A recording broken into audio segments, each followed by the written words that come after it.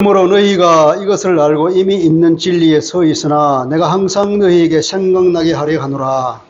내가 이 상반기들 동안에 너희를 일깨워 생각나게 하니 옳은 줄로 여기노니 이는 우리 주 예수 그리스도께서 내게 지시하신 것 같이 나도 나의 장막을 벗어날 것이 임박한 줄을 알미라. 내가 힘써 너희로 알고 내가 또 함께 알고 오는 때가 이런 것을 생각나게 하리라. 우리 주 예수 그리스도의 능력과 강림하심을 너희에게 알게 한 것이 교묘히 만든 이야기를 따른 것이 아니요 우리는 그의 크신 위엄을 친히 본 자라. 이렇게 큰 영광 가운데서 이러한 우리가 우리에게 나니 그내 사랑하는 아들이요 내 기뻐하노라. 그가 하나님 아버지께 존귀와 영광을 돌리시리라. 이 소리는 우리가 그와 함께 거룩한 산에 있을 때에 하늘로부터 난 것을 들은 것이라. 또 우리에게는 더 확실한 예언이 있어 어두운 데를 비우는 일불과 같으니 날이 새어 샛별이 너희 마음에 떠오르기까지 너희가 이것을 주의하는 것이 옳으니라. 먼저 알 것은 성경의 모든 예언은 사사로이 풀 것이 아니니 예언은 언제든지 사람의 뜻으로 낸 것이 아니요 오직 성령의 감동하심을 받은 사람들이 하나님께 받아 말한 것임이라. 아멘. 하나님의 말씀입니다.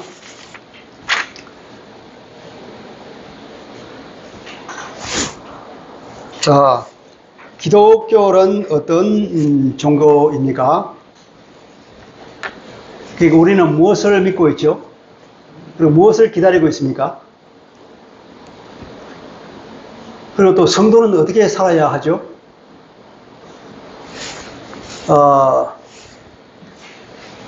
이것은 사도들이 우리에게 가르쳐 준 바요. 우리가 믿는 바는 예수 그리스도를 믿는 것인데 그분은 성경에 이미 예언되어 있는 말씀이죠. 우리가 흔히 말하기를 구약은 오실 메시아에 관한 것이고 신약은 오실 메시아에 관한 것이라고 그러잖아요. 이 성경이 우리에게 다 말씀해 주는 거죠. 오늘 우리가 가지고 있는 이 신약이라고 하는 것은 사도들이 우리에게 가르쳐준 삶의 지침이란 말이죠.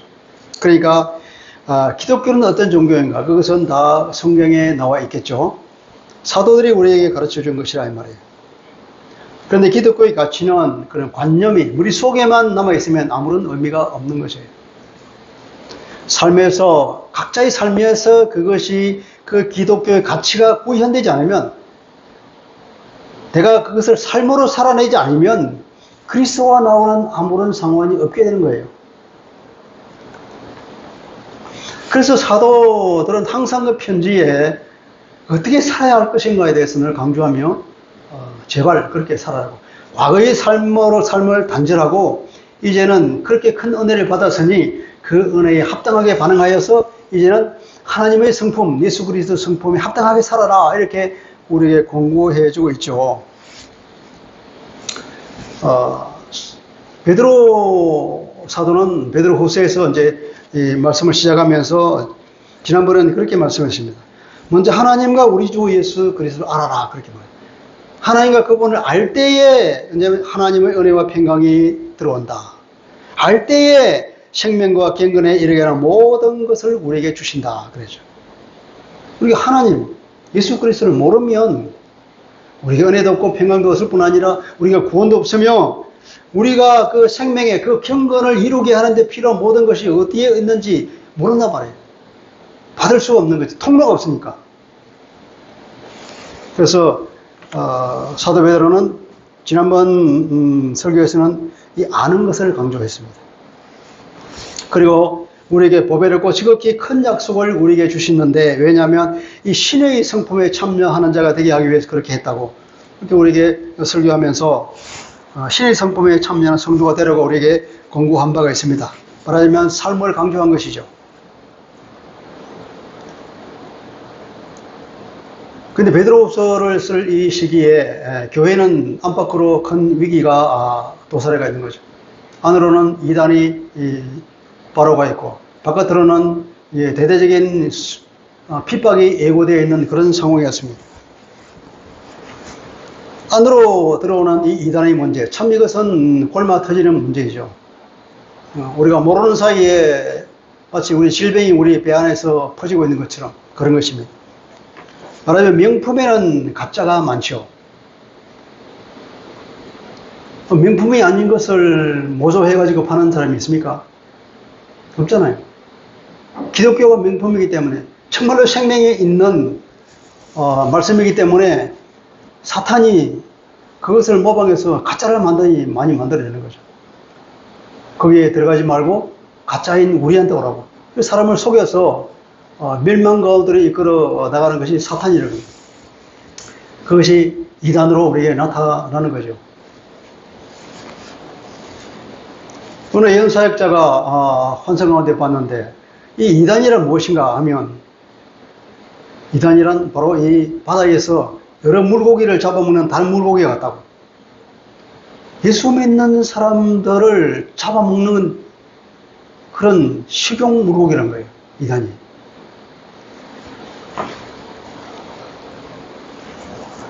우리가 여기에 속지 말아야 할 것입니다. 근데 그런 이단뿐 아니라 사실은 우리의 그 머릿속에 관념 가운데 사탄이 여러 다른 생각들을, 이설들을 심어주는데 오늘날 이 시대에 있는 이 사조가, 풍조가, 사람이 살아가는 풍조가 뭐냐면 이 철학 사조가 흔히 말하는 모더니즘 이후 세계라고 합니다. 포스트 모더니즘이라고 그러는데 모든 것이 상대화된다고요. 그전에는 우리가 이성이 절대적이라고 한때 믿은 적이 있었는데 그 이성도 사실은 아무것도 아니라 인간의 이성이 절대적 기준이 되지 않다는 것이 역사적으로 증명이 되고 난 이후에는 이제 모든 것이 상대화 되어버린 거예요. 절대적 진리는 없다. 그래서 기독교도 좋고 불교도 좋고 이것도 좋고 다 종교는 하나야. 다 올라가면 다 하나 아니야. 이런 식의 사고가 팽배한 거죠. 이 교묘하게 또 사탄이 물타기를 해서 예수님의 그 영광의 광채를 묻게 만들죠. 비치지 못하게 방해하고 있잖아요. 여기에 속지 않으려면 우리가 성경을 잘 알아야 됩니다. 성경에 이것이 다 있다는 거죠. 노 사도가 우리에게 마지막으로 공부하는 이 설교 내용이 이분은 이 베드로 후서를 써고 난 지 1년도 채 지나지 않아서 형장의 것으로 사라졌죠. 순교당했다 이 말이에요. 그러니까 이분은 죽음을 앞두고 아까 우리가 읽어봤지만 주님께서 이미 순교할 것이라는 말씀을 이미 주셨던 거예요. 죽음을 목동에 두고 이 사도가 자기 동료 그리스도인들에게 무슨 말을 해줄까? 유언처럼 남길 이 말을 무엇을 해줄까? 그 말에 유언이라고 생각하면 그 말에 그만큼 무게가 가는 거죠. 그만큼 진실하고 간절한 것을 우리에게 말하지 않겠어요? 그만큼 이것은 진지한 말이라는 거죠. 근데 그 진지한 말이 사도는 우리에게 잔소리를 하겠다 하는 그런 말을 하고 있어요. 사도가 우리에게 잔소리를 하는 거예요. 무슨 잔소리를 하느냐? 제발 내가 말한 것을 생각해라. 내가 죽은 뒤에라도 이것을 생각해라. 그러기 위해서 내가 오늘도 지금도 애쓰겠다. 그렇게 말하고 있잖아요, 사도가. 인간이 살아가는 방법이 뭐겠습니까? 우리가 무엇을 바라보고 살아가고 있습니까? 우리의 생각을 형성해 주는 것이 무엇입니까? 우리 주변에 있는 세상 사람들 살아가는 그 모습입니까? 우리를 만드시고 우리를 구원하시고 우리를 이끌어 가시는 영원하신 분, 지금도 살아계시고 모든 온 우주를 운행하고 계시는 그분이 우리에게 말씀하시는 그것이야말로 우리가 쫓아가야 할 삶의 기본이고 우리의 삶의 그 길이 아니겠습니까? 사도 베드로는 바로 그걸 말하는 거죠. 제발 그것을 기억해라 하는 거죠. 12절 다시 볼까요? 그러므로 너희가 이것을 알고 이미 있는 진리에 서 있으나 이것을 알고 있다. 진리에 이렇게 서 있다. 베드로는 이 편지를 읽는 성도들에게 칭찬을 합니다. 너희가 이미 이것을 알고 있다. 그리고 너희 진리 위에 서 있다. 그렇지 않은 사람도 많겠지만 격려의 의미에서 그렇게 말해주고 있죠. 이미 진리에 서 있지만 내가 다시 한번 말할 건데 뭐라고요? 나는 항상 너희에게 이것이 생각나게 하려고 한다. 이것들에는 무엇입니까? 사도의 가르침들이 그리스도인의 성숙한 삶을 말하고 있습니다. 복음의 진리는 무엇입니까? 그것은 복음의 진리. 달리 말하면 건전한 정통 교리를 말하고 있죠. 많은 이단들이 판을 치고 있습니까? 정통 교리를 중요시하고 있습니다. 이것들이 생각나게 해주려고 한다. 죽음을 목전에 적은 노소다가 마지막 한 말이 이것들이 생각나게 해주려고 한다. 그것을 위해서 내가 애쓰고 있다 하는 거죠. 유언처럼 남기고자 하는 이 말이 무엇입니까? 베드로후서 3장 1, 2절에는 이렇게 말하고 있습니다. 세 번째 얘기입니다. 사랑하는 여러분, 나는 여러분에게 이 두 번째 편지를 쓰고 있습니다. 두 편지로 나는 여러분의 기억을 되살려서 여러분의 순수한 마음을 일깨우려고 합니다. 그렇게 해서 거룩한 예언자들이 이미 예언한 말씀과 주님이신 주께서 여러분의 사도들을 시켜서 주신 계명을 여러분의 기억 속에 되살리려는 것입니다.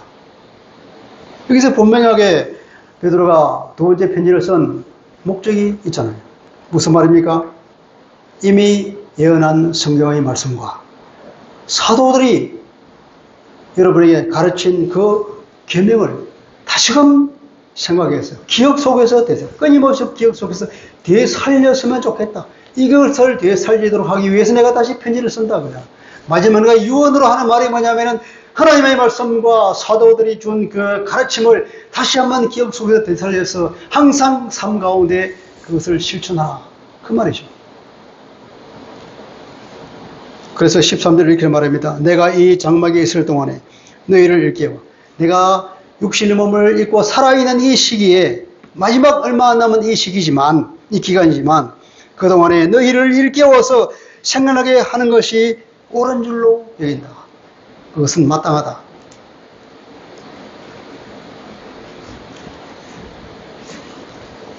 왜 베드로 사도가 이런 말을 할까요? 베드로는 이미 주님으로부터 그런 사명을 받았던 거예요. 우리가 누가복음 22장 31, 2절에 볼 수 있습니다.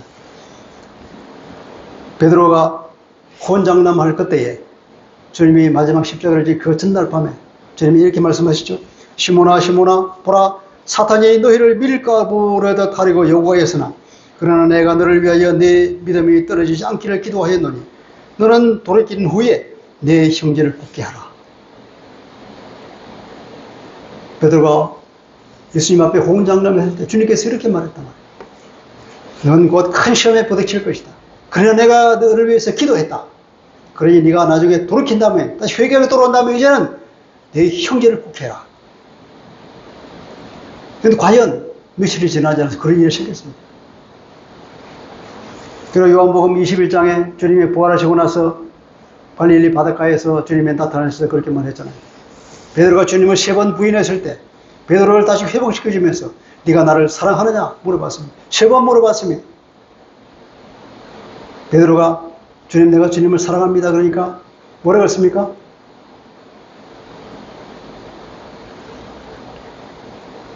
내 양을 먹이라. 내 양을 치라. 내 양을 먹이라. 이 3번씩이나 말해줬는데 베드로의 이 말이 주님의 그 말이 그 심령에 늘 박혀있지 않았겠어요? 마지막 죽음을 앞두고 베드로는 바로 이 주님의 말씀을 생각하면서 마지막 한마디 남아있는 내 형제 그리스도인들에게 그리고 믿음이 약한 믿음의 후배들에게 이 말을 꼭 해주고 싶은 거예요.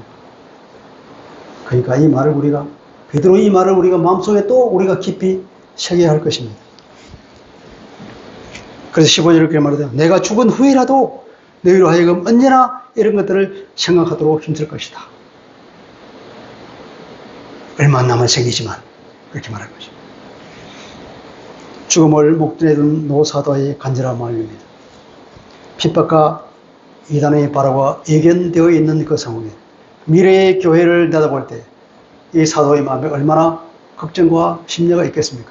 이 교회가 잘 견디고 서야 할 텐데 그러려면 어떻게 해야 될까? 말씀에 굳게 서야지. 사도들이 가르치는 그 가르침에 굳게 서야지. 성도들이 항상 이것을 기억하면서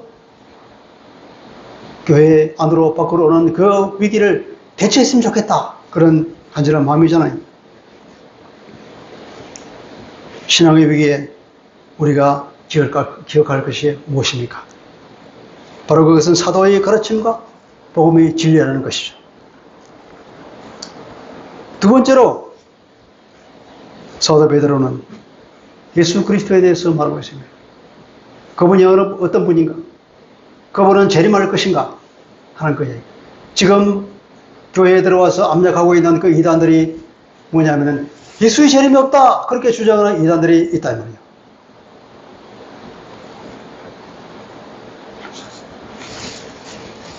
베드로서 3장 3, 4절 이렇게 말합니다.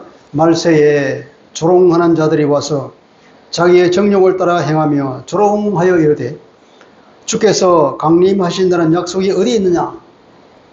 조상들의 잔후로부터 만물이 처음 창조될 때까지 그냥 있다.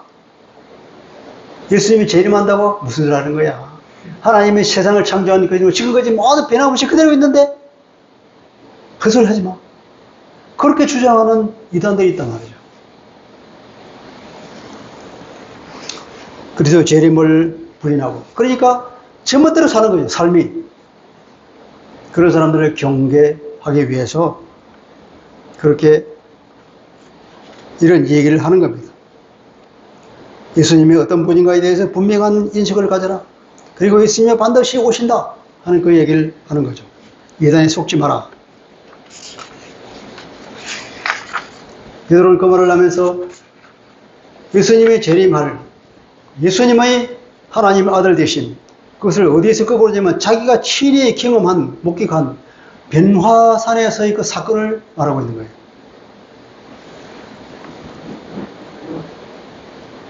16절 우리 주 예수 그리스도 능력과 강림하심을 너희에게 알게 한 것이 교모히 만든 이야기를 따른 것이 아니라 그것은 바로 우리는 그 크신 위엄을 친히 봤다. 우리는 목격자다 이 말이에요. 목격자다 뭘 봤냐? 지극히 큰 영광 중에서 나는 소리를 하나님이 친히 말씀하셨단 말이에요. 이러한 소리가 그에게 나기를 하늘로부터 났죠. 뭐라고요? 이는 내 사랑하는 아들이니 내 기뻐하는 자요. 내 사랑하는 아들이요 내 기뻐하는 자라. 그 말을 했단 말이에요. 그가 이 말을 들을 때 우리가 그 말을 들을 때 그는 하나님 아버지께 존귀와 영광을 받으셨느니라. 하나님께서 그분을 하나님의 아들로 인정하는 그 영광과 존귀함을 그 신분을 우리에게 확인시켜 주었다는 거예요. 예수가 누굽니까? 하나님께서 친히 인정해 주셨어요. 비단 변화산에서의 얘기뿐 아니라 예수님이 세례 요한으로부터 세례를 받을 때에도 하늘에서 성령이 내려왔잖아요. 하늘에서 하늘의 음성이 있었죠. 이는 내 사랑하는 아들이요 내 기뻐하는 자라. 동일한 말씀이 주님이 세례를 받을 때 있었고 주님이 이 세상에서의 사역의 거의 마지막 무렵에 또 한 번 변화산에서 그런 일이 있었죠. 이 변화산에서 이 사건은 모든 사도들이 다 본 것이 아니라 단 3명만 봤잖아요. 베드로, 요한, 야고보. 예수님이 이 3명을 데리고 변화산에 올라갔는데 그 산이 어딘지는 모르지만 아마도 이스라엘 북쪽 끝에 있는 헐몬산일 것이다 하고 추정하는 사람이 많죠. 그 산 높잖아요. 그 위에 만년설이 있어서 여름에는 그 만년설 녹아서 물이 내려오니까 요단강에 물이 넘쳐흘러서 그 지역을 풍요롭게 하는 그 수원지가 되는 거죠. 그 산에 올라가서 어떻겠습니까? 예수님은 말할 수 없이 눈으로 볼 수 없을 만큼 영광을 보다 하얗게 빛났다 그러잖아요. 그러면서 영광성 구름이 떴고 누가 나타났다 그랬죠? 엘리야가 나타나고 그리고 위에로는 모세까지 나타났다고. 그리고 그들이 하는 얘기를 들었습니다. 언뜻 들으니까 예수님의 십자가 지는 그 얘기를 하고 있더라고요. 베드로가 친히 보고 목격한 거예요. 그래서 베드로가 너무 감동하면서 그래서 헛소리를 한 거. 자기가 주님 여기가 저 서원이 우리가 초막 셋을 찍고요. 하나는 주님을 위해서 이런 자기 입에서 무슨 말을 할지도 모르고 했다고. 그런 얘기잖아요. 베드로는 이 사건을 보면서 우리 주님의 영광스러움, 그분이 하나님의 아들 되심, 그러니까 그분이 하는 모든 얘기들은 분명히 이루어질 것이다. 주님께서 약속했잖아요. 내가 이제 하늘로 갈 것이다. 내가 가면은 너희가 이스라엘 처소를 예배하러 가는데 다 준비되면 다시 올 것이다. 주님이 말씀하시죠. 주님이 하늘로 올라가실 때에 옆에서 천사가 증언했죠. 주님이 올라가시 그대로 다시 재림할 것이다. 그러니 어떻게 재림이 없다고 하겠느냐 이 말이에요. 베드로는 바로 그 변화산 사건을 생각하면서 우리가 친히 보고 경험하고 목도한 우리가 있는데 어찌 재림이 없다고 하느냐. 주님이 얼마나 영광스럽고 주님이 하나님의 아들 그분이신데 영광스러운 분인데 바로 하늘에 오르셔서 하나님 나라의 왕으로 등극하신 분인데 우리의 왕으로 우리의 하나님으로 등극하신 그 분인데 어찌 이 예수 그리스도에 대해서 헛된 소리를 하느냐 이거죠. 그러니까 사도는 우리에게 말하기를 예수님은 누군가 똑바로 알아. 그분이 분명히 다시 오신다. 그 사실을 강조하고 있는 거잖아요. 그리고 베드로는 이렇게 말합니다. 19절에 또 우리에게는 더 확실한 예언이 있다. 더 확실한 예언. 어두운 데를 비치는 등불과 같으니 날이 새어 샛별이 너희 마음에 떠오르기까지 너희가 이것을 주의하는 것이 옳으니라. 이 말이 좀 해석하기가 좀 힘들죠?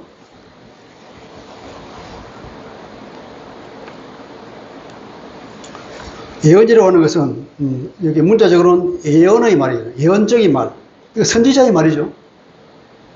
예언적인 말이 우리에게 있다. 그건 구약 성경을 말하고 있는 거잖아요. 구약 성경. 주님께서 그렇게 말씀하셨죠. 누가복음 24장 25절로 27절입니다. 미련하고 선지자들이 말한 모든 것을 마음에 드디 믿는 자들이요. 예수님이 말하기를 선지자들이 말한 것. 사도 베드로는 뭐라고 하냐면 예언적인 말. 선지자가 곧 예언자잖아요. 그러니까 선지자가 한 말. 그죠? 동일한 말입니다.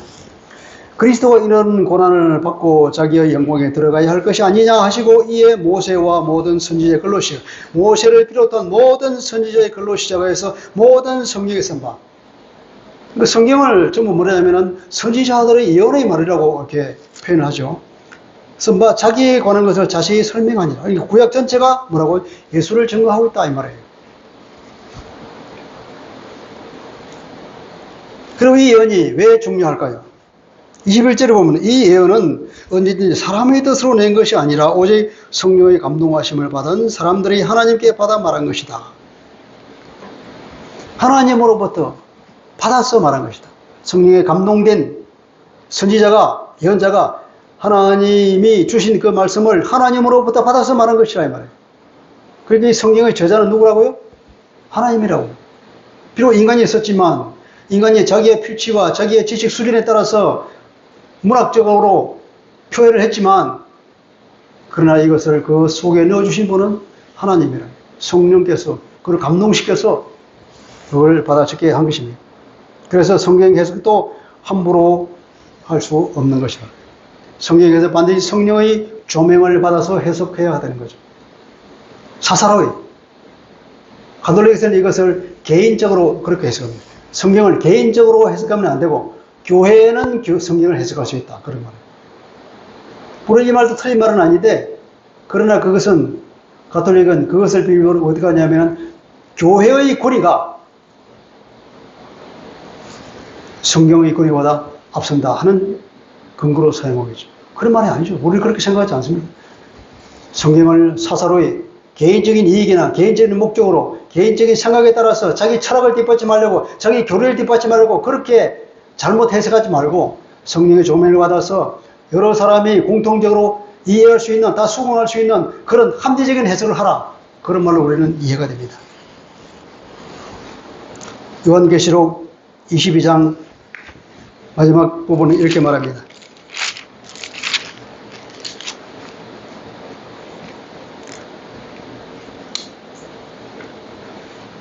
18절, 19절. 내가 이 두루마리 여인의 말씀을 듣는 모든 사람에게 증언하노니 만일 누구든지 이것들 외에 더하면 하나님이 이 두루마리에 기록된 재앙을 그에게 더하실 것이요. 만일 누구든지 이 두루마리의 예언의 말씀이 제하여버리면 하나님이 이 두루마리에 기록된 생명나무와 거룩한 성의 참여함을 제하여버리시리라. 더하고 제한다는 게 무슨 말일까요? 우리가 성경을 해석할 때 자기가 이해가 다른다면 그걸 빼버립니다. 그리고 자기가 볼 때 합리적으로 생각하는 것을 다 추가해서 만들어냅니다. 그게 뭡니까? 빼고 더하는 거잖아요. 성경은 있는 그대로 봐야 됩니다. 있으면 있는 대로 없고 없으면 없는 대로 봐야 됩니다. 자기의 논리를 세우기 위해서 있는 것을 빼고 없는 것을 집어넣어서 논리를 구성하는 것, 이것이야말로 성경을 사사로이 해석하는 것이죠. 그렇게 하지 말라는 겁니다. 얼마나 많은 성경 해석자들이 그렇게 하고 있습니까? 자기의 논리를 세우기 위해서 자기가 주장하는 바를 뒷받침하기 위해서 성경을 인용하는 것,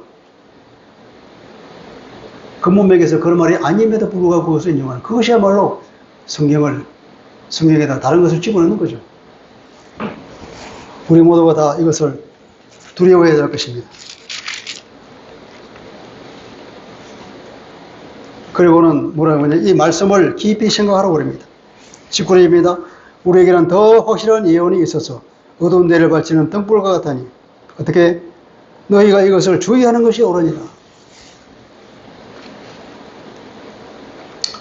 주의하는 것이 옳으니라. 이것을 제대로 번역하면 너희는 이 예언의 말씀에 너희는 바로 그 예언의 말씀에 주의하면서 잘 행해라. 문자적으로 그렇습니다.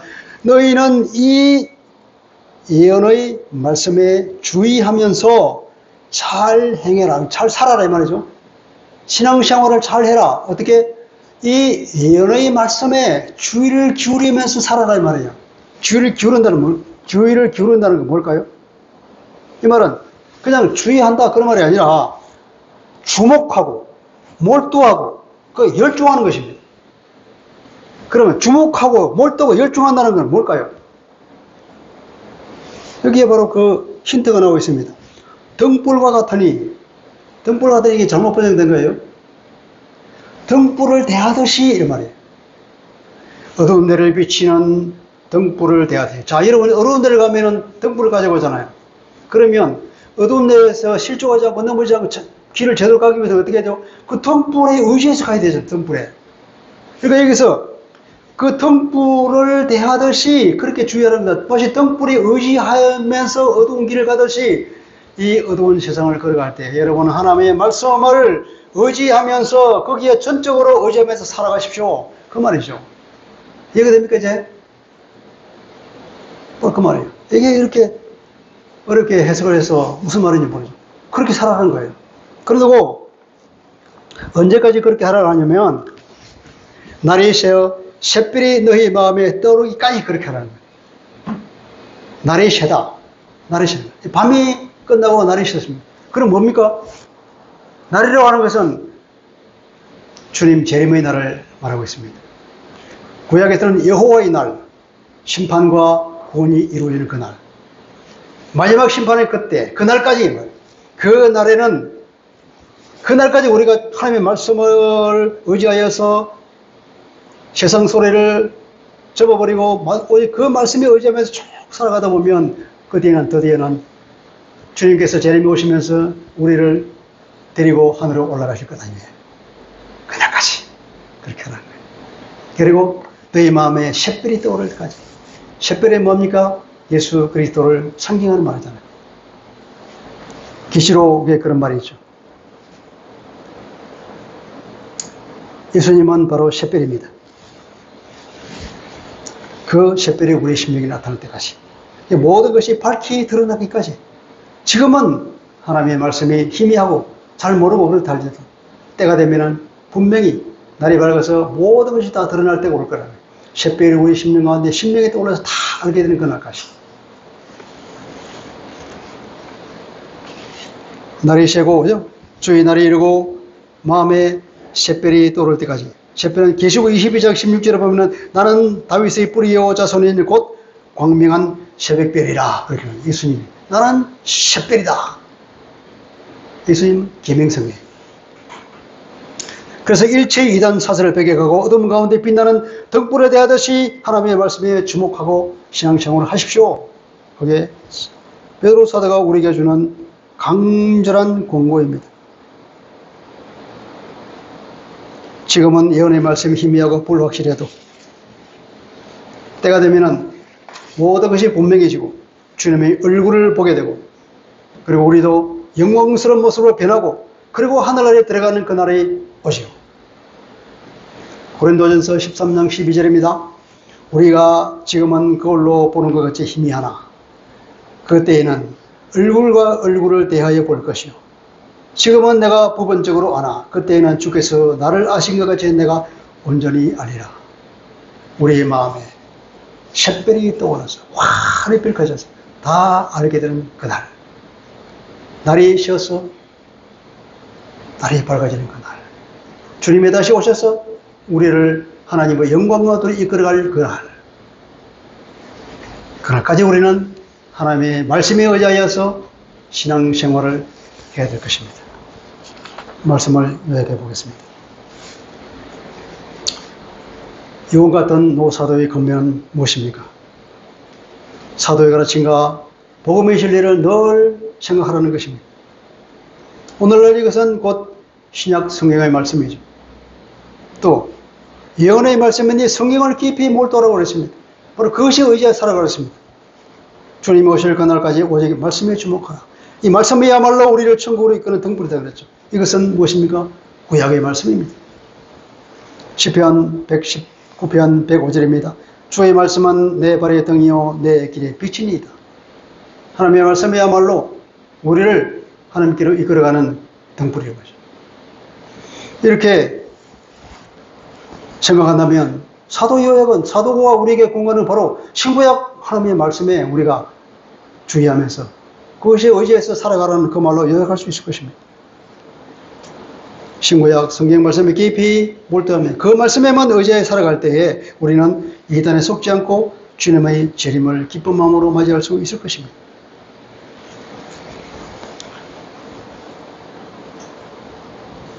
그래서 이 잘못된 가르침, 이단에 속지 않으려면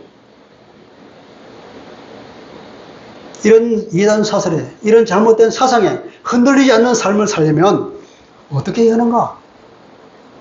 주님의 영광을 친히 목격한 사도의 가르침과 복음의 진리를 잘 알아야 되는 것이죠. 여러분, 말씀을 많이 읽으시기 바랍니다. 하나님이 우리에게 무엇을 요구하고 하나님이 우리에게 어떤 일을 하셨고 무슨 일을 하려고 하신지를 성경을 통해서 잘 아시기 바랍니다. 예수님이 이 땅에 어떻게 오셨으며 무엇을 하셨고 우리에게 무엇을 원하고 계시는지를 잘 알아야 될 것입니다. 그리고 세상은 앞으로 어떻게 끝날 것인지를 우리가 성경을 통하여 잘 알아야 될 것입니다. 예수 그리스도에 대한 예언, 구원에 대한 진리의 말씀은 신구약 성경에 다 있습니다. 이 성경이야말로 이 어두운 세상에서 우리를 구원으로 인도하는 등불입니다. 디모데후서 3장 15절 16절 이렇게 말하죠. 이 말씀이야말로 구원에 이르게 하는, 우리를 구원에 이르게 한다. 그리고 하나님의 감동으로 기록된 것이고 이 성경은 바로 우리를 교훈하고 우리를 책망하고 우리를 바르게 하고 의로 교육해서 끝내는 구원에 이르게 하는 그 말씀이라 그렇게 말하고 있죠. 주님 오신 그날까지 오직 말씀을 탐구하고 주님의 말씀에 주목하여 성공적인 신앙생활을 합시다. 기도하겠습니다. 거룩하신 아버지, 어른 베드로 사도가 이제 죽음을 목전에 두고 마지막 자기가 받은 사명, 너는 돌이킨 후에 내 형제를 굳건히 하라는 주님의 그 말씀, 내 양을 먹이라, 내 양을 치라고 3번씩이나 당부했던 주님의 그 말씀이 심령에 보처럼 박히는 그 사도가 우리에게 유언처럼 주고 있는 이 말씀은 다름 아닌 잔소리같이 너에게 준 사도들이 가르친 그 교훈에 그리고 하나님의 그 말씀에 늘 그것이 의지하며 날마다 그것을 생각하고 생각하면서 거기에 의지하여서 살아가라고 하는 그 잔소리 같은 말입니다. 비록 잔소리 같은 말이지만 이것이야말로 우리가 실종하지 않고 우리가 끝까지 주님을 바라보며 구원에까지 이르게 하는 하나님의 능력인 줄 믿습니다. 우리가 늘 하나님의 말씀을 붙들고 생각날 때마다 주님의 말씀을 읽고 묵상하고 그것을 탐구하고 연구하면서 하나님께서 우리를 어떻게 사랑하셨으며 하나님은 우리가 무엇을 원하며 주님께서 어떤 길을 걸어가셨고 어떤 삶을 살기를 나에게 바라시는 자를 생각하면서 오직 주님을 바라보면서 오직 주의 그 영광에 들어갈 소망을 가지고 말씀만 붙들고 살아가는 하나님의 백성 되게 하여 주옵소서. 예수 그리스도의 이름으로 기도합니다. 아멘.